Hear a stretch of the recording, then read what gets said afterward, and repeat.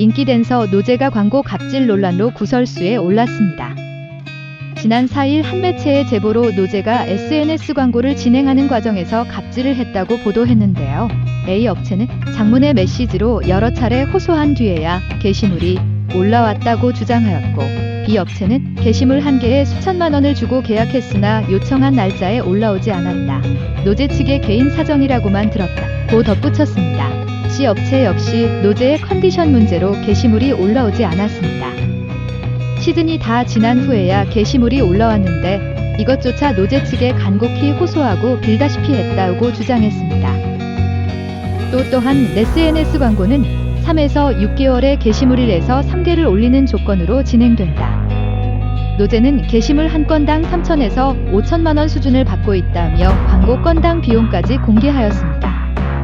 또한 매체는 그러면서 노제가 계약된 게시물 업로드 요청 기한이 지나도 SNS에 올리지 않았고 이마저도 얼마 뒤 삭제하는 등 피해를 보았다며 노제 SNS에는 중소업체 아이템은 거의 없고 명품 브랜드 관련 게시물만 남아있다고 매체는 주장했습니다. 이 같은 주장이 제기되자 노제의 소속사 스타팅하우스 측은 당사는 앞서 노제가 명품과 중소로 브랜드를 나뉘어 SNS 게시물을 올린다는 점과 게시물 한 건당 3에서 5천만 원 수준을 받고 있다는 점이 사실이 아님을 전달드린다고 전했습니다. 그러면서 당사는 이후에도 혹시 모를 상황 등을 고려해 광고 관계자들과 오해 없이 소통할 수 있도록 최선을 다하겠다고 덧붙였습니다. 일부 누리꾼들은 노제 측의 광고 갑질 논란과 관련 대중들이 더욱 분노하는 이유가 노제 측의 행동으로 당시 마케팅 담당자가 겪었을 피해와 고충의 공감대가 형성되기 때문이라는 주장이 나왔습니다. 온라인 커뮤니티 네이트판에는 지난 6일 노제에게 직장인 머글들이 분노하는 이유라는 제목의 글이 게재되었는데, 이 글에선 마케팅 담당자로 일하는 한 누리꾼이 최근 노제를 둘러싼 광고 갑질 논란으로 인해 노제 측에 광고를 요청했던 마케팅 담당자가 어떤 피해와 마음고생을 겪었을지 예상한 내용이 담겼습니다.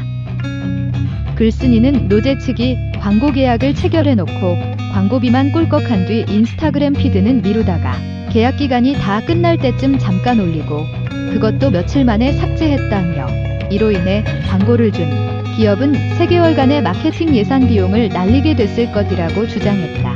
또 그는 마케팅 계획이 물거품된 것도 있으나 담당 직원은 노제 때문에 3개월간 상사에게 내내 들볶이고 회의 시간마다 혼나고 눈치 봤을 것이라며, 직장 생활을 한 번이라도 해본 사람들은 그런 고충을 알기 때문에 이번 사건에 더욱 분노하는 것이라고 설명했습니다.